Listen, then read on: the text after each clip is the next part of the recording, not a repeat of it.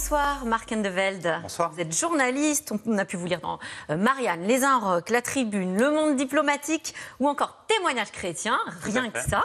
Bravo. Alors vous nous révélez cette fois-ci, puisqu'on peut vous lire dans ce livre Au Seuil, les guerres cachées, les dessous du conflit russo-ukrainien. Et alors, votre livre ouvre sur cette phrase culte que je vais vous lire.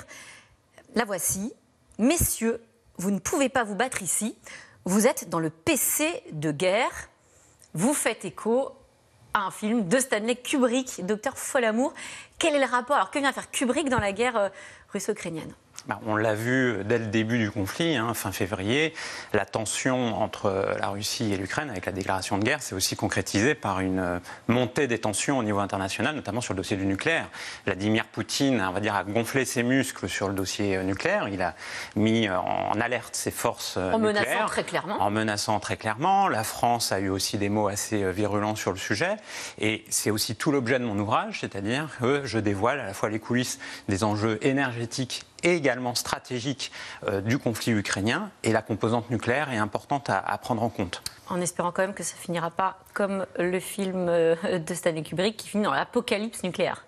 Oui, alors fin février, un fait qui a totalement été, on va dire, zappé par l'opinion publique internationale, mais il y a eu une décision importante, par exemple, de la Biélorussie, alliée à Vladimir Poutine, qui a décidé de changer sa constitution et de considérer que maintenant il pouvait être un État dit nucléaire, et ils sortaient de l'État non nucléaire qu'ils avaient mis précédemment dans leur constitution. Et ça, c'est une gradation dans l'escalade de la violence. C'est une gradation dans l'escalade, notamment de la question de la dissuasion, avec on va dire une fragilisation de la dissuasion au niveau européen. Et ça, c'est ce que j'explique à travers aussi le livre. D'ailleurs, la question s'est posée aussi, et vous l'expliquez très bien, à travers l'Ukraine. À travers l'Ukraine. En fait, il se passe deux choses depuis quelques années. À la fois, il y a eu un réarmement à bas bruit, tant du côté russe que du côté américain, notamment ce qu'on appelle les ogives à faible puissance, et certaines personnes, certains hauts stratèges, poussent à les utiliser sur le champ de bataille. Des ogives nucléaires. Des ogives nucléaires, alors de faible puissance, mais qui sont quand même importantes et qui, par ailleurs, pourraient amener à une dégradation, à une escalade. Oui. On dit. Donc, c'est vers un risque de bombe atomique. Oui, et un risque surtout de feu nucléaire généralisé. Donc ça, c'est une première question. La deuxième question, c'est celle du mémorandum de Budapest. Alors, je reviens. Alors, expliquez-nous le mémorandum de Budapest, parce qu'effectivement, vous le développez dans le livre, ça fait partie de ce que vous expliquez comme un élément déclencheur. C'est un élément central à comprendre sur le contentieux historique entre les Russes et les Ukrainiens. C'est que le conflit en Ukraine, la guerre en Ukraine, n'est pas uniquement une guerre territoriale, un conflit territorial. Il ne concerne pas uniquement le Donbass. Mais effectivement, il faut revenir dans le passé pour le comprendre. Le mémorandum de Budapest, il a été signé en 1994, à une période où l'Ukraine disposait de 1900 ogives nucléaires sur son territoire. On est après la chute de l'Union soviétique. C'est des armes soviétiques. Mais qui se retrouvent sur le territoire ukrainien. Et ce qui fait à l'époque de l'Ukraine une sorte de puissance nucléaire. La troisième puissance nucléaire mondiale à l'époque. Alors, il ne possédait pas les codes, c'était Moscou qui possédait les codes, mais il y a eu un engagement ukrainien, donc ce qui a été fait, d'amener ces armes à Moscou, et en contrepartie, l'ensemble des puissances nucléaires, ça c'est très important, tant la Russie que les États-Unis, la Grande-Bretagne, la France et la Chine, et la Grande-Bretagne, comme je l'ai dit, reconnaissaient l'intégrité territoriale de l'Ukraine et surtout garantissaient. Alors, ce n'était pas une garantie obligatoire. Et en fait, depuis le conflit de 2014 avec l'annexion de la Crimée, et donc en fait, Vladimir Poutine a bafoué le mémorandum de Budapest. Les Ukrainiens ont considéré que les autres grandes puissances nucléaires n'avaient pas respecté également leurs engagements. Et donc, d'où un certain ressentiment et un regret du côté ukrainien.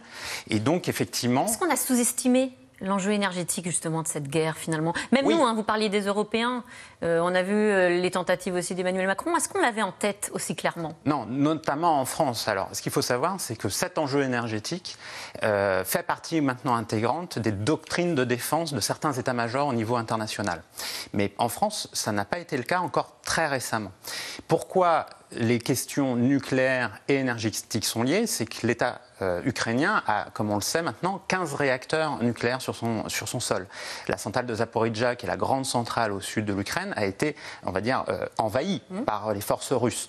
Parce que, en réalité, c'est ce que j'ai découvert à travers mon enquête, les Ukrainiens, depuis maintenant une dizaine d'années, mais ça s'est accéléré, notamment sous la présidence de Zelensky, a décidé de faire appel aux Américains, notamment dans son approvisionnement en combustible nucléaire sur les centrales. Or, depuis le mémorandum de Budapest de 1994, les Russes avaient la haute main sur l'énergie nucléaire ukrainienne. Et on revient aux raisons russes de l'invasion, c'est-à-dire maintenir l'Ukraine dans un état de dépendance et un état de vassalité, notamment sur le champ énergétique. Et puis, bien évidemment, la question du nucléaire civil est très sensible, parce que même très si aujourd'hui les Ukrainiens... Ça touche même les Européens, évidemment. Il y a la question du nucléaire, il y a la question du gaz aussi. Oui. Vous dites, Poutine manie à la perfection l'arme du gaz. C'est un pivot de sa diplomatie, lapsus, c'est-à-dire de sa démocratie, de sa non-démocratie, de sa diplomatie. Et d'ailleurs, ils viennent d'annoncer, là, il y a quelques jours, la fermeture du robinet de gaz. Ils coupent les robinets. Ils coupent les robinets, notamment pour la France.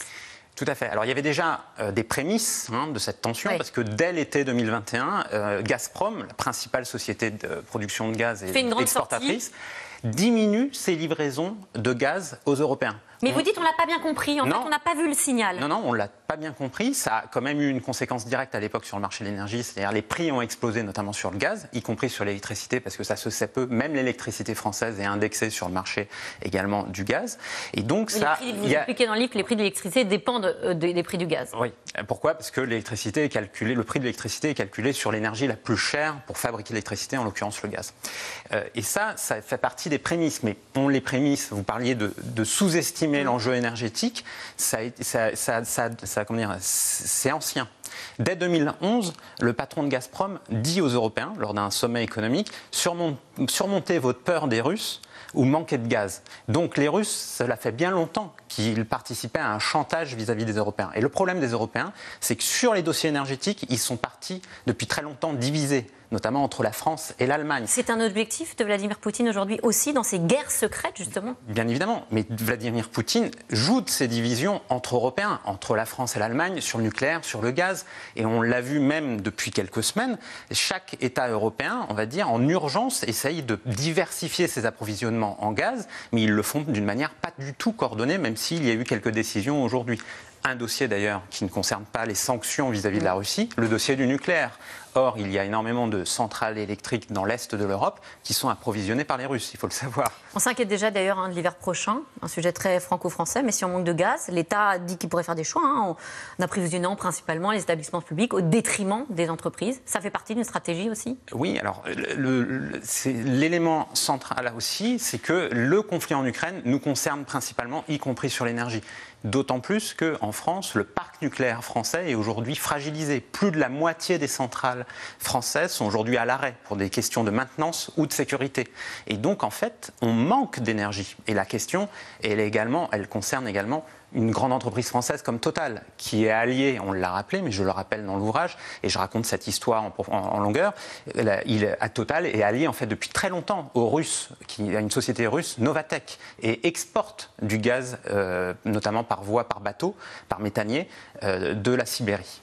Eh bien, pour tout savoir sur ces guerres cachées qui sont nombreuses, il faut lire les dessous du conflit russo-ukrainien. Merci Marc Anne de Velde, Plume nerveuse, efficace, un livre qui se lit assez rapidement, on est plus intelligent après qu'avant. Merci. Alors merci beaucoup, c'est au seuil, tout de suite c'est dans l'air, qui s'intéresse à une autre crise, la crise qui couve au sommet du pouvoir cette fois-ci avec les résultats des élections législatives. Bonne émission.